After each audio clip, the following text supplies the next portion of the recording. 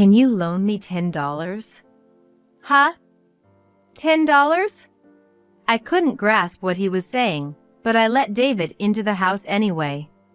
It was hard to see in the dark, but not only were David's clothes wet, they were also very worn and tattered. His jacket was stained and dirty all over, and his pants were torn as if caught on something. Simply put, his clothes were in shambles.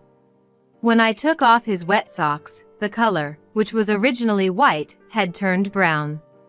Seeing my grandson, David, in such a state, so different from how Tom and Emma were dressed during the day, made my heart heavy. However, I didn't show it. "Aren't you hungry?" Anne asked.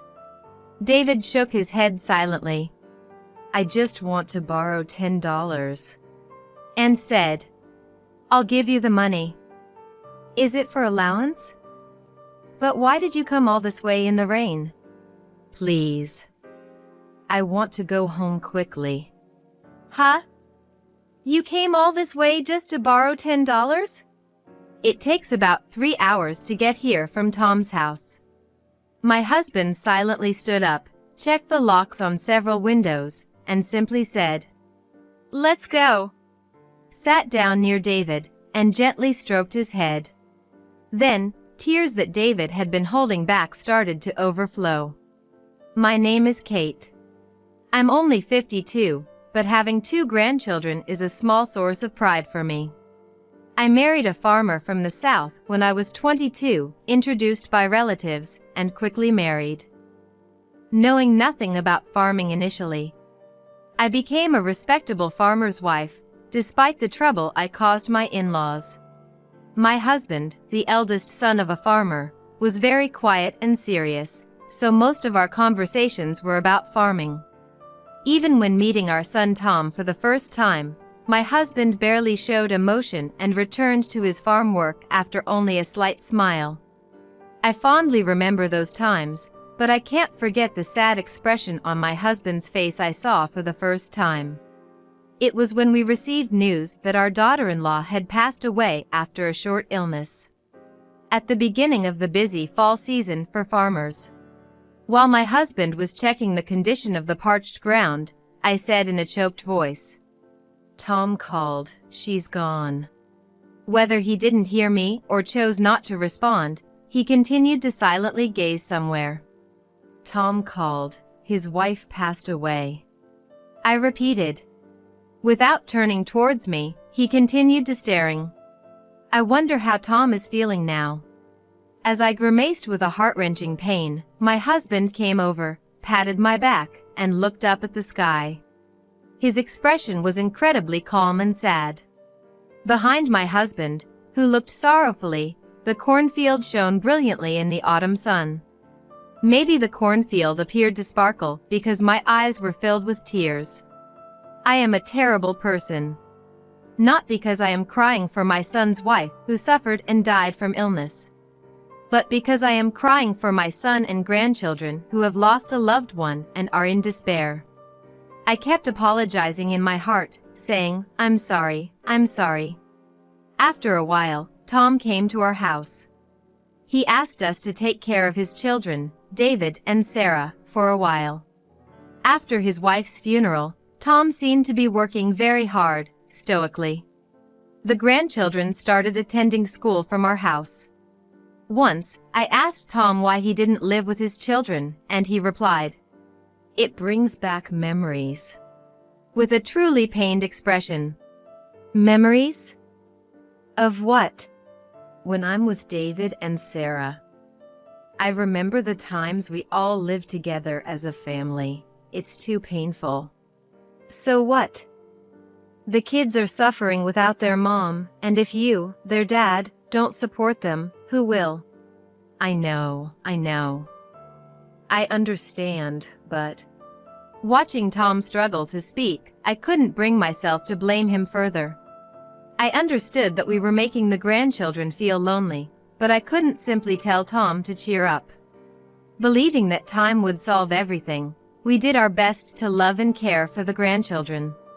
Years passed, and Tom brought a woman named Emma to our house. Emma was about 12 years younger than Tom, and unlike his late wife's large, round eyes, Emma had slender eyes.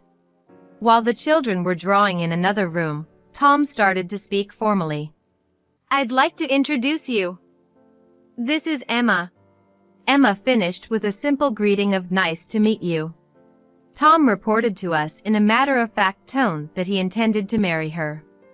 My husband didn't say anything, so I said, "Good luck." And smiling at Emma, she quietly nodded and smiled back. I thought to myself how nice it was that Emma seemed like a quiet, good person. But as the grandchildren showed Tom their drawings in the next room, hoping for his praise, I noticed Emma's expression darken slightly and a soft sigh escape her. A slight doubt crept into my heart, yet Tom seemed unbothered, happily looking at the children's drawings. It's true, suddenly becoming a mother to two, she probably doesn't know what kind of expression to wear yet.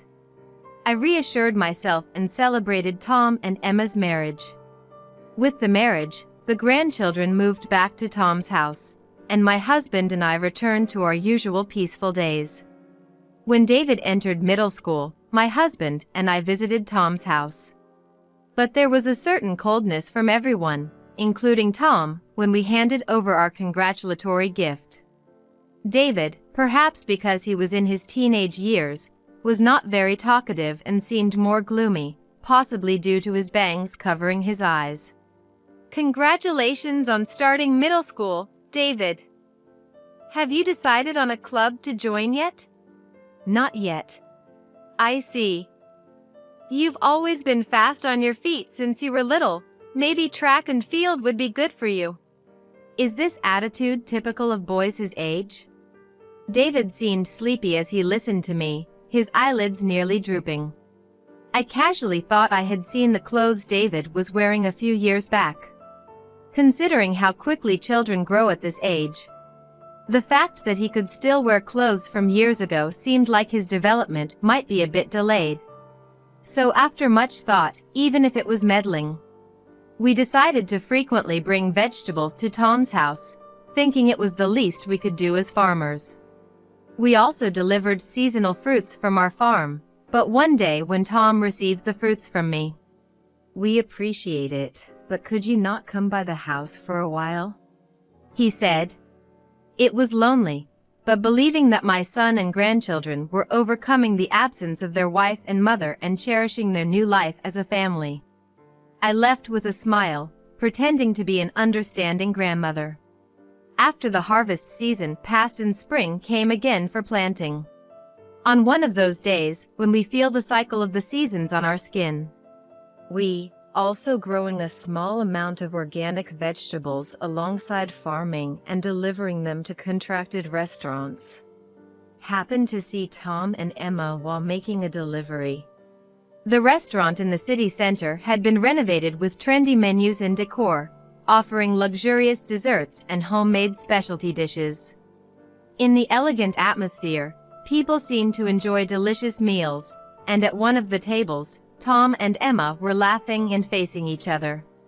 After finishing the delivery and checking the invoice, I went back to the truck where my husband was waiting and told him about seeing Tom and them.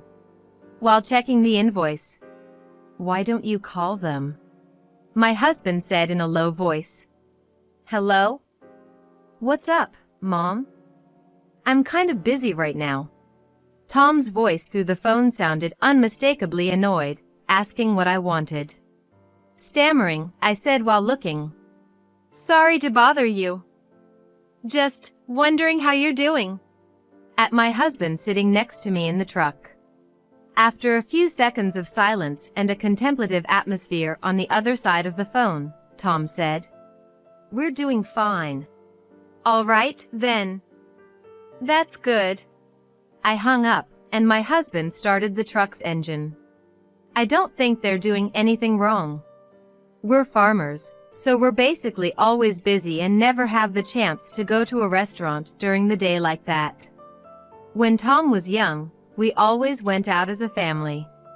I'm not trying to impose my values on my son, but everything Tom and Emma were wearing seemed very high-end. far from what you'd expect of active parents raising 2 children.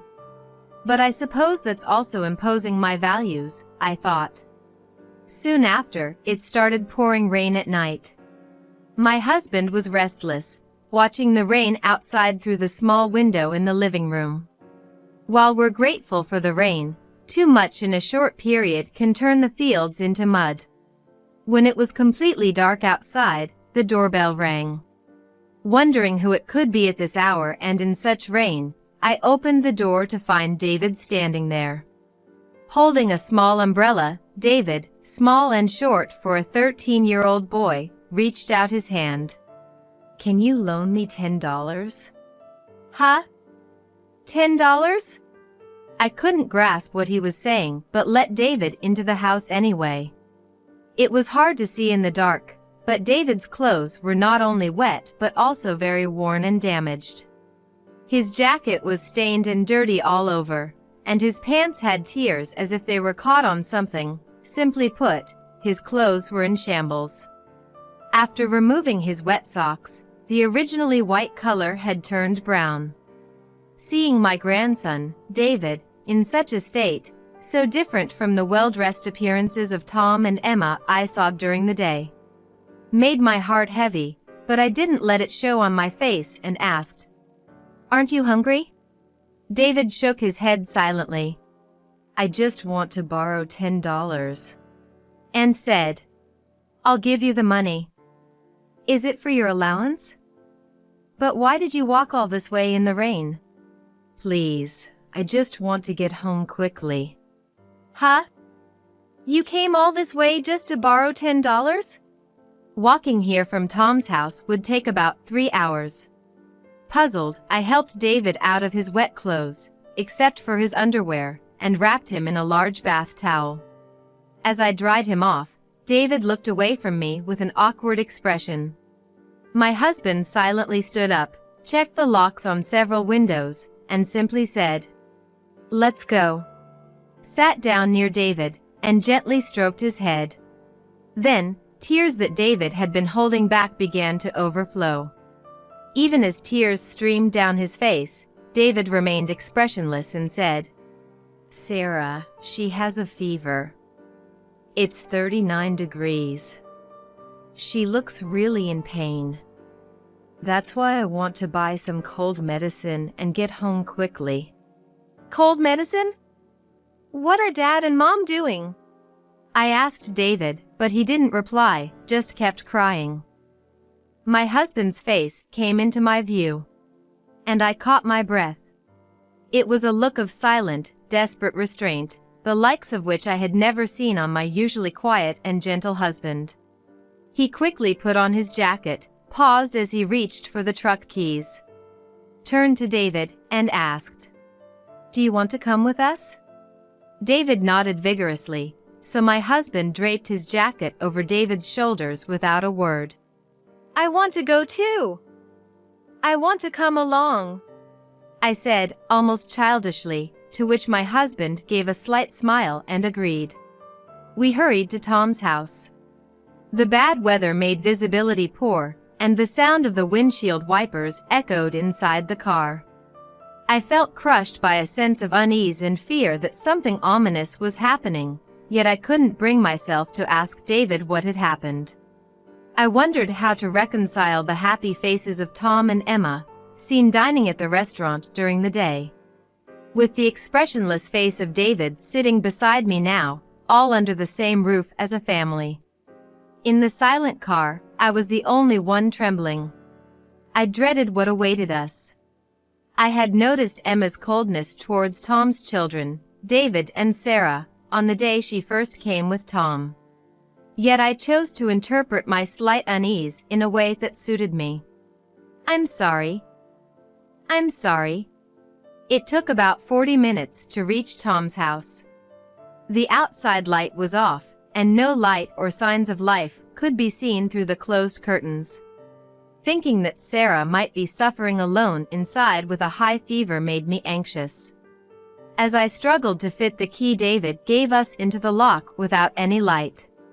Upon entering and rushing to Sarah's room, her face, barely visible under the pale light and peeking out from the blanket.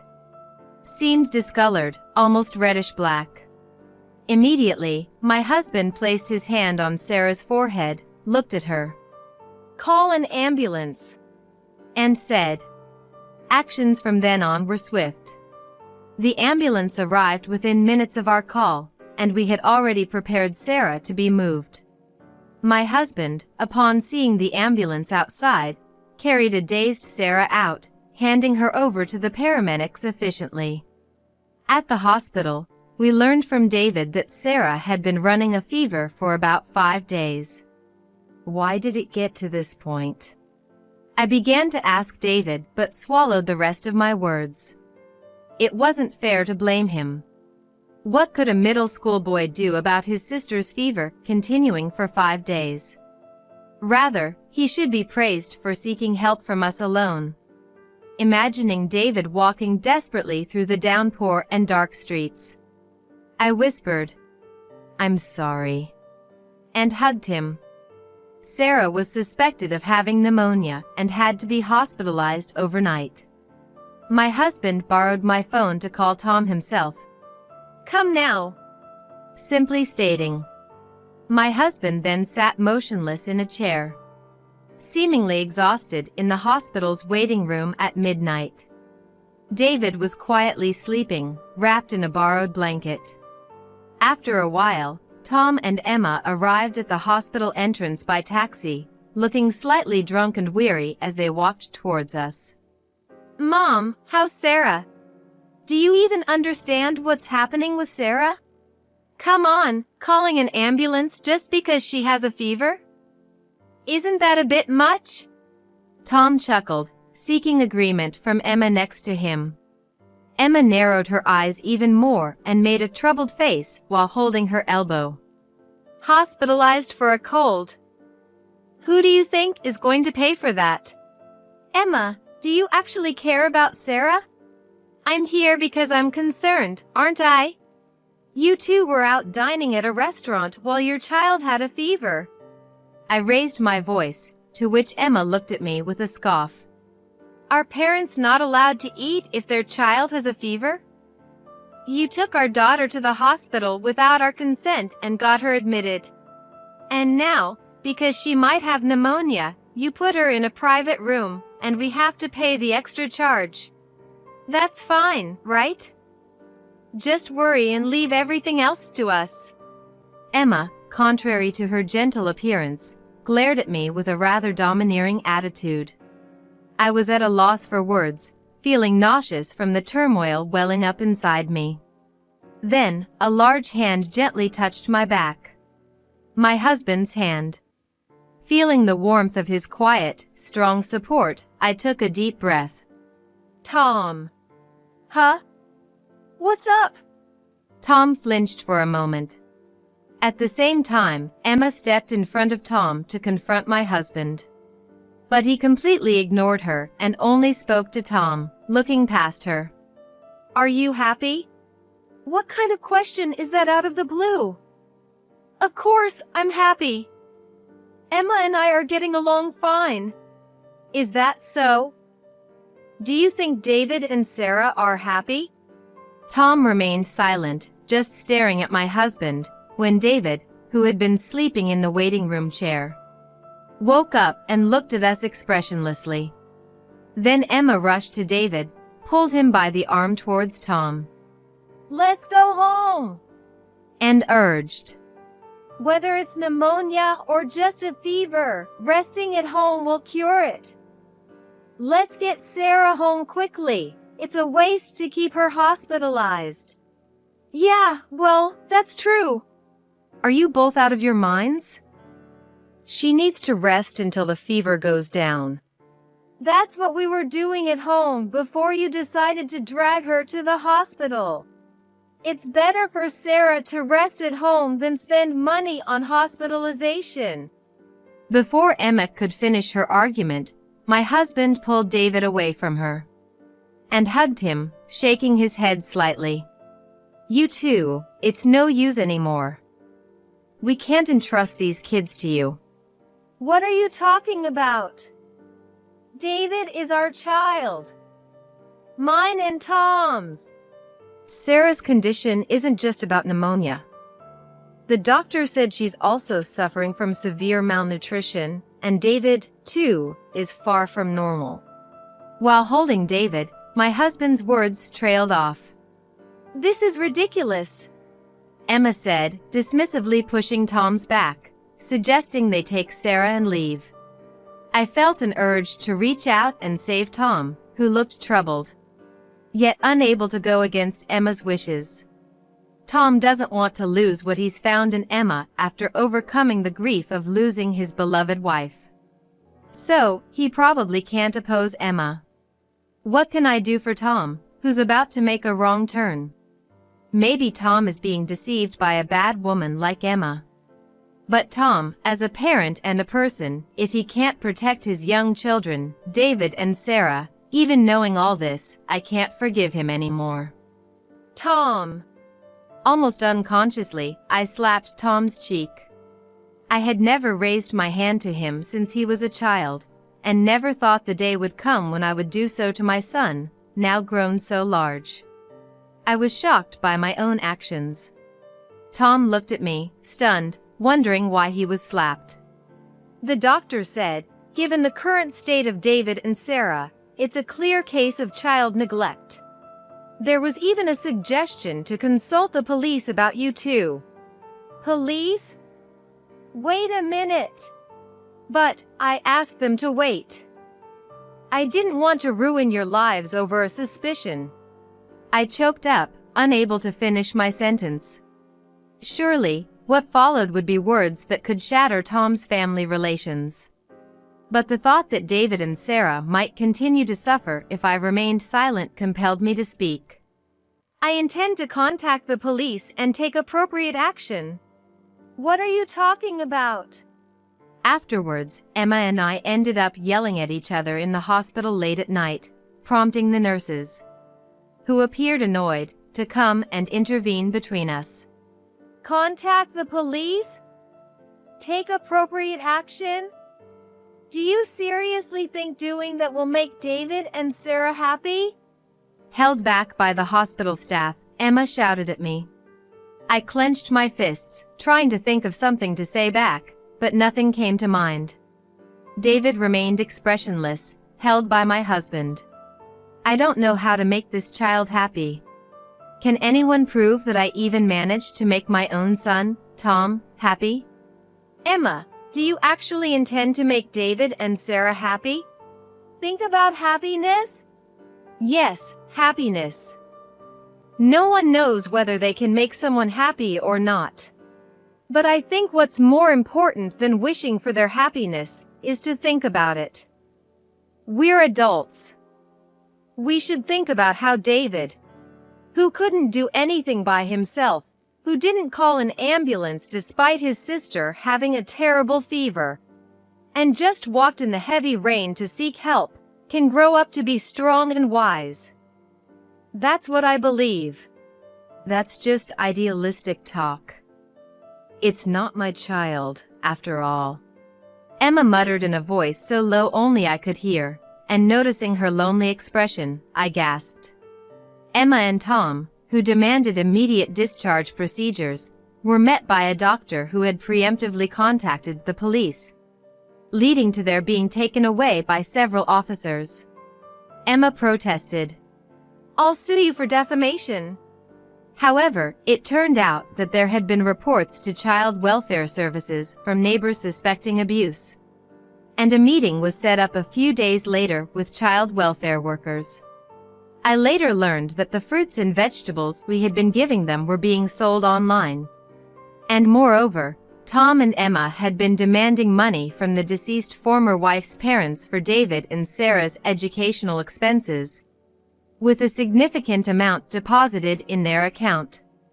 But most of it was spent by Tom and Emma, leaving David and Sarah with hardly any proper meals.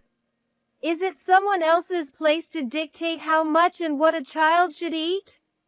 During the discussion with child welfare workers, Emma's attitude gradually became indifferent as the staff explained the situation, suggesting moving the children to a facility. Tom started to panic and defend himself. "It's not like that. Sure, I might not have paid enough attention, but David and Sarah are my children too. It can't be a facility. But considering the current situation," as the worker elaborated. My husband stood up. "But those kids are my kids," and addressed Tom and Emma. "You two should stop being parents. We will take care of the children." Though it was a brief statement from my always quiet and calm husband, Tom and Emma were silenced by his determination and resolution, hanging their heads in defeat. Tom looked up at me, seeking help. "Mom." I was deceived by Emma. "You might have been a terrible parent, but speaking more will only make you a worse man, Tom." Tom sighed softly without responding. Though Tom and Emma did not divorce, the rumor that they were investigated by the police for child neglect made their life uncomfortable. David and Sarah came to live with us. It turned out they were distant because Emma had lied to them, saying we disliked the grandchildren. But as the misunderstanding cleared, their smiles became more frequent. In the crisp autumn breeze under a clear sky, I took a deep breath, looking over the golden cornfields. The harsh summer had passed, and it was now the season of harvest. In the evening, countless dragonflies flew, their wings reflecting the sunset. In this magical scenery, I could see David and Sarah's figures from behind. "It's time to go home." When I called out to them, they ran towards me with big smiles. Hey, what's for dinner tonight?" "Let's see. How about some grilled salmon?" The first time I ate vegetable at Grandma's house, I thought it was incredibly delicious. I wonder why. Now, I feel it's even more delicious. I get it. It's seriously good. I can eat at them in a second. Sarah laughed. "That's an exaggeration." "Impossible." As David made a humorous face. With each gentle breeze, the cornfields waved, and my husband's car came to pick us up from the other side of this scenic view. "Let's go home." David and Sarah nodded with smiles so bright I couldn't help but shed tears.